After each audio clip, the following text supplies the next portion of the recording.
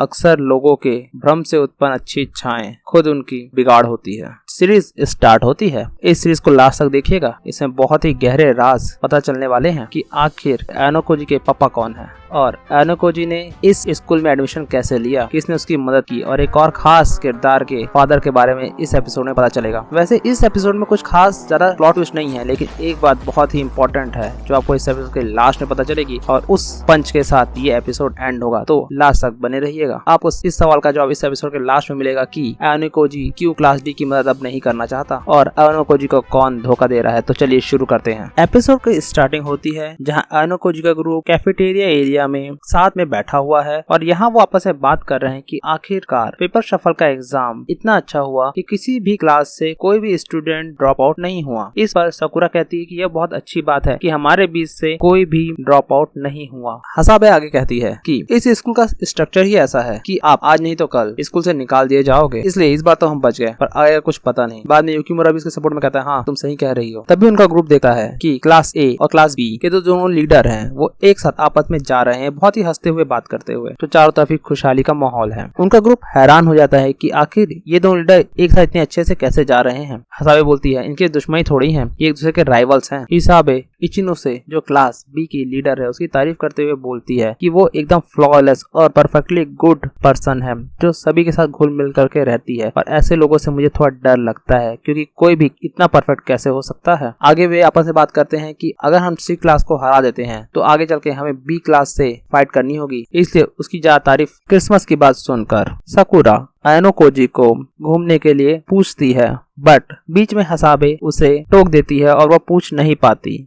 बात घुमाते हुए कहती है कि मैं ये पूछना चाह रही हूँ कि एनोकोजी तुम क्रिसमस के खाली वक्त में क्या करोगे। तभी एनोकोजी नोटिस करता है कि कोई उस पे नजर रख रहा है और वह एक मेल कारुइजावा को करता है कि देख के बताए कि कौन उसका पीछा कर रहा है। आगे हम देखते हैं कारुइजावा साटो के साथ कहीं जा रही है। तभी कारुइजावा को लगता है कि कोई उसका पीछा कर रहा है, पर नोटिस करती है कि ये क्लास सी के स्टूडेंट है जो उस पे नजर रखे हुए हैं। खैर वो उसके साथ कुछ करते नहीं है, इसलिए कारुइजावा चुपचाप आगे चली जाती है। रात को कारुइजावा एनोकोजी को कॉल करके बताती है कि क्लास सी का एक स्टूडेंट उस पे नजर रखे हुए था। एनोकोजी उसे कहता है कि तुम्हें डरने की कोई बात नहीं है, अगर उन्होंने कुछ नहीं किया है तब तक उन्हें इग्नोर करते रहो। आगे एनोकोजी पूछता है कि वह पर्सन कौन था जो मुझ पे नजर रखे हुए था। तब कारुइजावा कहती है कि वह पर्सन क्लास ए की स्टूडेंट है, ये देखो मैं उसकी पिक तुम्हें सेंड कर रही हूँ। कारुइजावा पूछती है कि आखिर क्लास ए तुम पे नजर क्यों रखे हुए है, बट एनोकोजी का जवाब नहीं देता और कॉल काट देता है। एक क्लास के स्टूडेंट की पिक्चर देखकर एनोकोजी समझ जाता है कि यह साकानेआगी है जो उस पर नजर रखाए हुए है। साकानेआगी क्लास ए की लीडर है। आगे दिखाया जाता है सूडो क्लास में दाखिल होता है और अपने दोस्तों को बोलता है कि क्लास सी बहुत ही उसे परेशान कर रहे हैं। उसके दोस्त बोलते हैं कि कहीं तुमने उनसे फाइट तो नहीं कर ली। तब सूडो बहुत ही शान से बोलता है नहीं, मैं अपनी बातों से पीछे नहीं हटूंगा, मैंने वादा किया है कि मैं फाइट नहीं करूंगा, तो मैंने फाइट नहीं की।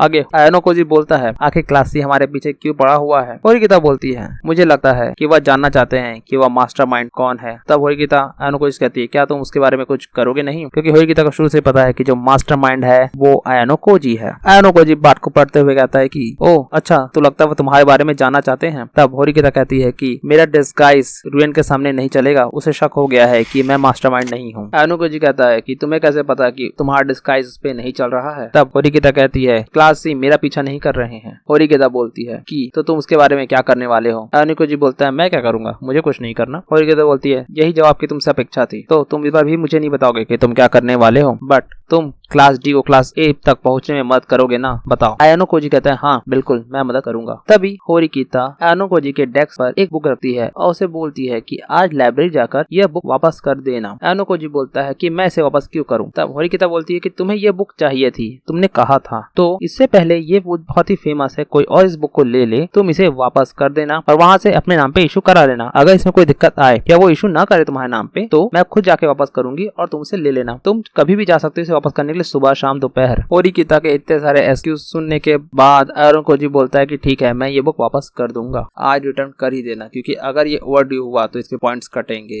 एनोकोजी कहता है ओके ठीक है मैं समझ। लाइब्रेरी में एनोकोजी का हायोरी दिखाई देती है। यहाँ एनोकोजी और हायोरी के बीच थोड़ी सी चिटचैट होती है, जो शेल्फ से एक बुक निकालने की कोशिश कर रही है बट उसका हाथ नहीं पहुंच रहा होता। एनोकोजी बुक निकालकर उसकी हेल्प करता है। हायोरी बोलती है कि अगर मैं गलत नहीं हूँ तो तुम क्लास डी से एनोकोजी हो।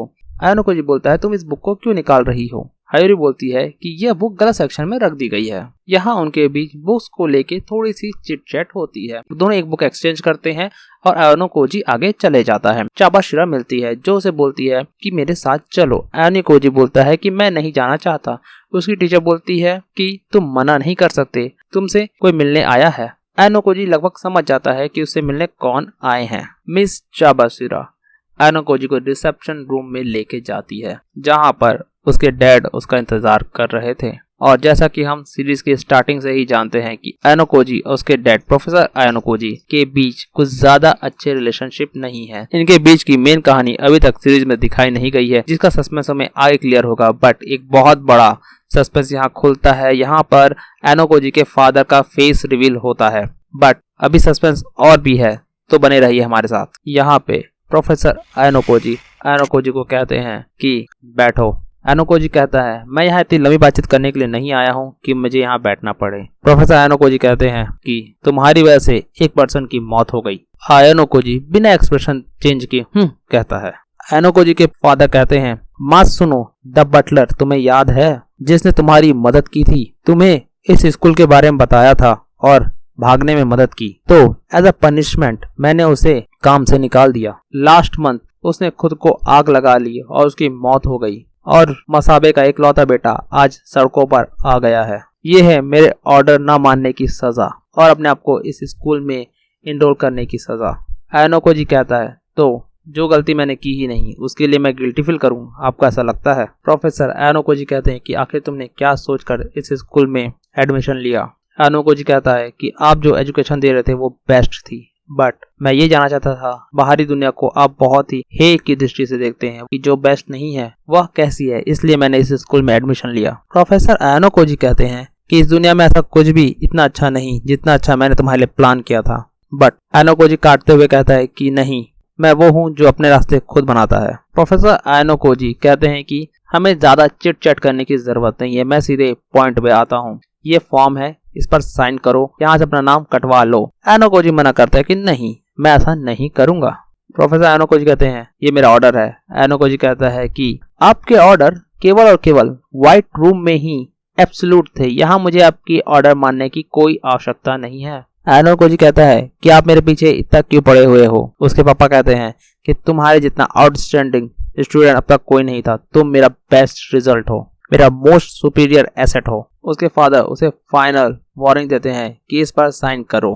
तभी दरवाजे पे दस्तक होती है और सकाना यागी की एंट्री होती है। वह प्रोफेसर आयोनो कोजी को ग्रीटिंग्स देते हैं और बोलते हैं बहुत दिनों बाद आपसे मुलाकात हुई। प्रोफेसर आयोनो कोजी कहते ओ सकाना यागी, तो ये तुम हो। यहाँ पर चलता है 8 साल पहले कि सकाना यागी प्रोफेसर आयोनो कोजी के अंदर सेक्रेटरी थे उस व्हाइट रूम में, और जब सकाना यागी के फादर फायर हुए तब सकाना यागी ने यहाँ इस स्कूल की बागडोर अपने हाथों में ली। तभी आयोनो कोजी सोचता है कि अच्छा तो ये सकाना यागी क्लास ए के लीडर के फादर है। तब सकाना यागी कहते हैं कि मैंने प्रिंसिपल से सुना कि आप आए हुए हैं। तब आयोनो कोजी कहते हैं कि अगर पेरेंट्स चाहे तो अपने बच्चे को इस स्कूल से निकाल सकता है, बट सकाना यागी कहते हैं कि नहीं, यहाँ ऐसा नहीं है, यहाँ स्टूडेंट की मर्जी होना बहुत जरूरी है, इसके बिना आप उसे नहीं निकाल सकते। तब प्रोफेसर आयोनो कोजी कहते हैं कि लिस्ट में तो आयोनो कोजी का नाम था ही नहीं, तो इसका यहाँ एनरोलमेंट कैसे हुआ? तब सकाना यागी कहता है कि हाँ आप सही कह रहे हैं, जो ओरिजिनल लिस्ट शुरू में बनी थी उसमें आयोनो कोजी का नाम नहीं था, बट बाद में उसका नाम आ गया है। बट आयोनो कोजी का एडमिशन मैंने अपने सोल रिस्पॉन्सिबिलिटी पे किया है। तुम्हें पता है ना कि अगर तुम मेरी बात नहीं मानोगे तो क्या होगा? सकाना यागी कहते हैं कि हाँ मुझे पता है। प्रोफेसर आयोनो कोजी कहते हैं कि ठीक है, मैं तुम्हें दूसरा चांस नहीं दूंगा। इतना कहकर वो वहां से चले जाते हैं। आयोनो कोजी रिसेप्शन रूम से बाहर आता है, वहां उसे चाबाशिरा मिलती है। आयोनो कोजी प्रोफेसर चाबाशिरा से कहते हैं कि मुझे एक चीज समझ में आ गई है कि आप मेरे फादर से नहीं मिले हैं और उन्होंने आपको किसी तरह का ऑर्डर नहीं दिया है कि मुझे यहाँ से निकालो। आपने खुद ही मेरा बैकग्राउंड चेक करके मेरे बारे में इंफॉर्मेशन निकाली और मुझे भड़काया कि मैं क्लास डी को क्लास ए की तरफ ले जाऊं। ये प्योरली आपका ही डिसीजन था। टीचर चाबाशिरा थोड़ा सा डरते हुए कहती कि नहीं, ऐसा नहीं है, पहले कभी इतने अच्छे स्टूडेंट क्लास डी में नहीं आए थे, बट इस बार जब आपने देखा कि मैं आया हूँ तो इस अपॉर्चुनिटी का आपने पूरी तरह फायदा उठाने की कोशिश की। बट जब मुझे सच्चाई पता चल गई है कि मेरे फादर का इस चीज से कोई लेना देना नहीं है, तो मैं अब क्लास डी को क्लास ए पहुंचाने में मदद नहीं करूंगा। यह कहकर एनोकोजी चला जाता है। शाम के समय एनोकोजी क्रिसमस ट्री के बगल में बैठकर कारुइजावा को कॉल करता है और उसे बताता है कि अब तुम्हें टेंशन लेने की जरूरत नहीं है, मैं तुमसे कोई और काम नहीं करवाऊंगा। कारुइजावा बोलती है क्यों? एनोकोजी बोलता है कि अब मुझे क्लास डी को क्लास ए तक पहुंचाने में किसी भी तरह का काम करने की जरूरत नहीं है। कारुइजावा थोड़ी सी दुखी हो जाती है। यहाँ पर एनोकोजी कहता है कि तुम सारी हिस्ट्री डिलीट कर दो और मेरा कांटेक्ट भी अपने मोबाइल से डिलीट कर दो, मैं भी वैसा ही कर रहा हूँ। हाँ, बट इमरजेंसी कांटेक्ट में हमारे नंबर रहने देना। कारुइजावा बोलती है कि ऐसे कैसे? तब एनोकोजी बोलता है कि तुम भी तो नहीं चाहते हो कि मैं तुम्हारा यूज करूँ क्लास डी को क्लास ए तक पहुँचाने में। तब कारुइजावा बोलती है हाँ। इतना कहकर एनोकोजी कॉल काट देता है और इसके साथ ही एपिसोड 10 समाप्त होता है। अगर आपको सीरीज अच्छी लगी हो तो please like, share and comment. Anime लोग साइनिंग ऑफ। Thank you.